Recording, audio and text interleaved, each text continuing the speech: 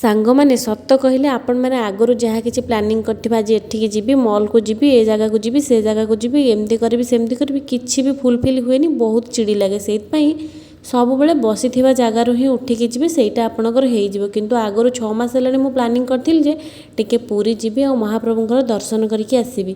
କିନ୍ତୁ ଫାଇନାଲି କହିଥିଲି କେବେ ହେବ କିନ୍ତୁ ଜାଣିନଥିଲି। କିନ୍ତୁ ଏତେ ସୁନ୍ଦର ଦିନରେ ମୁଁ ମାନେ ମହାପ୍ରଭୁ ଜଗନ୍ନାଥଙ୍କର ଦର୍ଶନ ହେବ ବୋଲି କେବେ ଭାବିନଥିଲି। ଆଜି ମୋର ଆଜି ଜଗନ୍ନାଥ ମହାପ୍ରଭୁଙ୍କୁ ଦର୍ଶନ କରିବାକୁ ଯିବି। ତାପରେ ମୋ ବାହାଘରକୁ ଆଜି 10 ବର୍ଷ ପୁରୀ ଗଲା।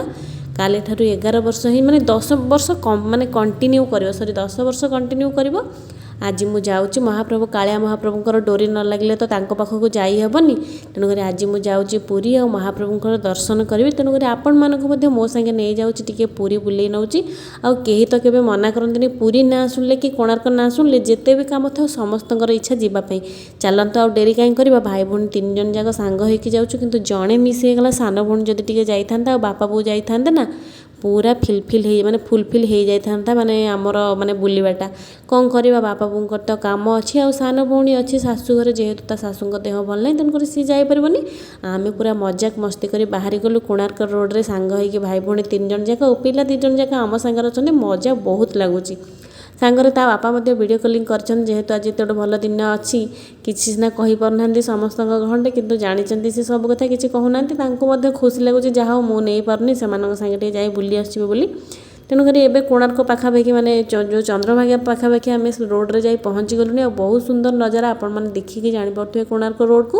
ଆଉ ଏବେ କିଛି ସମୟ ପରେ ଆମ ପାଖରେ ସେ ଗୋଟେ ସାଇଡ଼୍ରେ ପହଞ୍ଚିଗଲା ପରେ ଲାଗୁଛି ଗୋଟେ ସାଇଡ଼୍ରେ ବିଚ୍ ଅଛି ଆଉ ଗୋଟେ ସାଇଡ଼୍ରେ କାଜୁ ବଗିଚା ଗୁଡ଼ିକ ଅଛି। ପାଖାପାଖି ଆମେ ଆସି ପହଞ୍ଚିଗଲୁ ପୁରୀରେ। ଦୂରରୁ ଦେଖିକି ଜାଣିପାରୁଥିବେ ଆପଣ ମହାପ୍ରଭୁଙ୍କର ଦର୍ଶନ ଏଇଠୁ ହେଇଯାଉଛି। ପୁରୀ ମନ୍ଦିର ହାଲକା ହାଲକା ହେଇ ବଡ଼ଦାଣ୍ଡରେ ଦେଖାଗଲାଣି।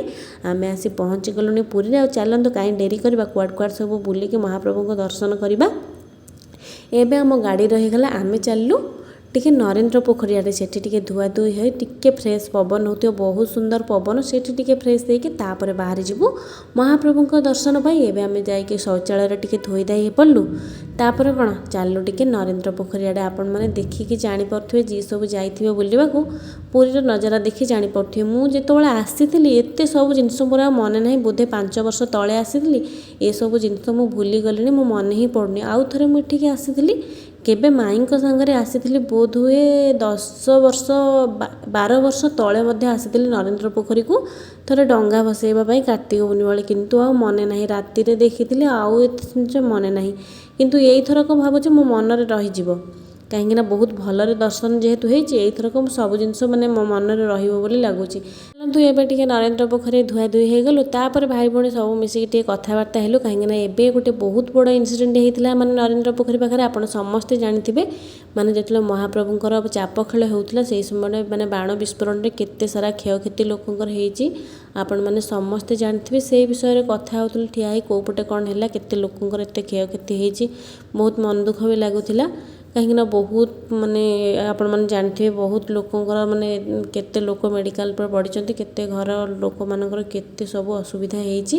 ତେଣୁକରି ଏହିସବୁ କଥା ଭିତରେ ତାପରେ ବହୁତ ସୁନ୍ଦର ପବନ ହେଉଥିଲା ଟିକେ ବୁଲାବୁଲି କରି ସବୁ ଦେଖିଲୁ।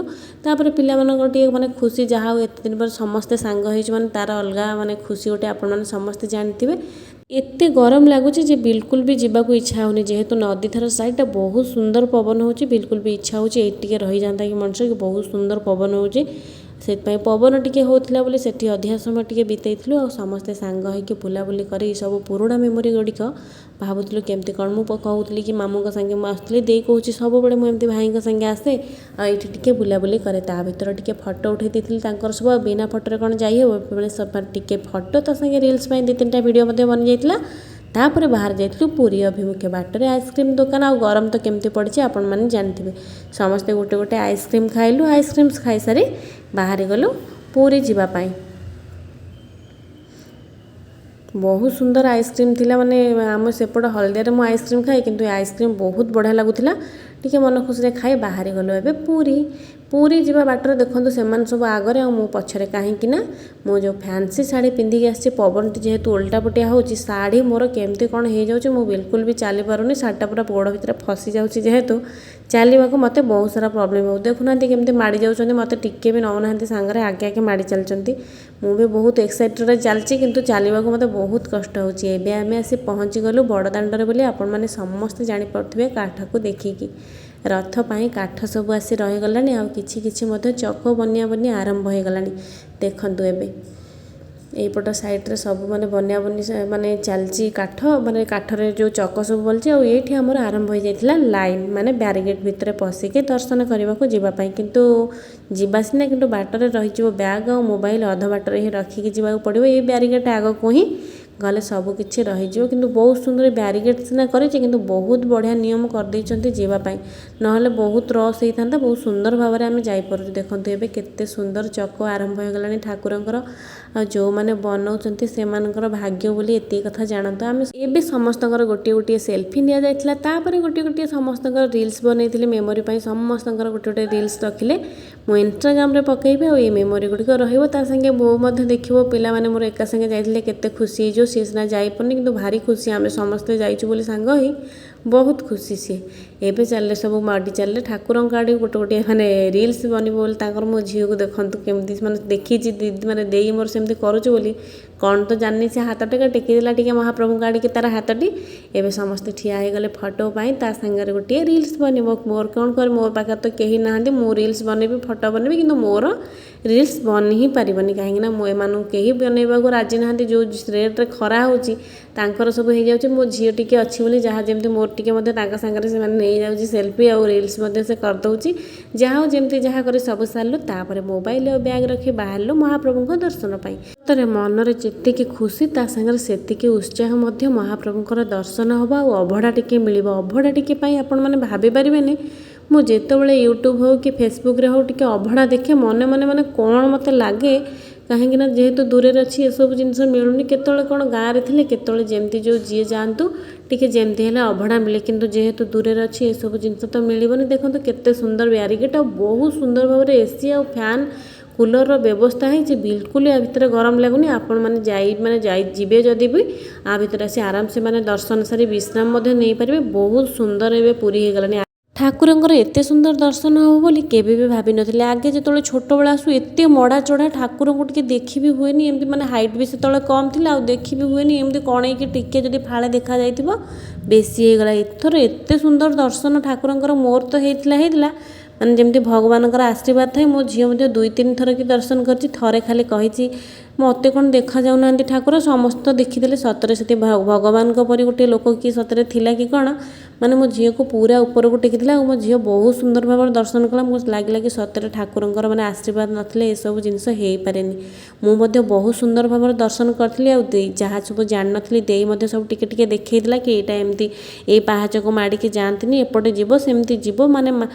ମାଆଙ୍କ ପାଖରେ ଲକ୍ଷ୍ମୀ ମାଆଙ୍କ ପାଖରେ ମଧ୍ୟ ବହୁତ ସୁନ୍ଦର ଭାବରେ ଦର୍ଶନ ହେଇଥିଲା। ଦୀପ ଜଳେଇଲୁ, ତାପରେ ମଧ୍ୟ ଅଭଡ଼ା ବହୁତ ସୁନ୍ଦର ଭାବରେ ଯେହେତୁ ସାଙ୍ଗେ ସାଙ୍ଗେ ବାହାରିଥିଲା, ଆଉ ବହୁତ ବଢ଼ିଆରେ ଅଭଡ଼ା ଟିକେ ମଧ୍ୟ ଖାଇଲୁ। ଖାଇସାରି ବାହାରିଗଲୁ ଯିବା ପାଇଁ ସମୁଦ୍ର କୂଳକୁ। ତାପରେ ଆସିଲା ପରେ ଏଇଠି ଦେଖିଲା ବେଳକୁ ରଥ ଚକ ସବୁ ଆରମ୍ଭ ହୋଇଗଲାଣି କାମ ହେବା। ଦିନରେ ତ ବନ୍ଦ ଥିଲା ସକାଳ ଓଲଟି, କିନ୍ତୁ ଏପଟ ଯେହେତୁ ଛାଇ ପଡ଼ିଗଲାଣି, ତେଣୁକରି ସେପଟେ ରଥ ଖଳାରେ ସବୁ ପ୍ରିପାରେସନ୍ ହୋଇକି ରହୁଛି। ଏପଟେ ମଧ୍ୟ କାମ ହେଉଛି, ସେଗୁଡ଼ାକ ସବୁ ଦେଖିଥିଲୁ। ତାପରେ ଟିକେ ଟିକେ ବାହାରି ଯାଇଥିଲୁ କ'ଣ ସବୁ କିଣାକିଣି କରିବାକୁ। ଯେହେତୁ ପୁରୀ ଆସିଛୁ କିଛି ତ ଟିକେ ନେବା, ତେଣୁକରି ବୋଉର ସବୁ ଘଣ୍ଟି, ଦୀପ, ଧୂପ ସବୁ ଖରାପ ହେଇଯାଇଥିଲା, ଥାଳିଆ ଗୁଡ଼ିକ ସେଗୁଡ଼ା ସବୁ ନେଇଥିଲୁ।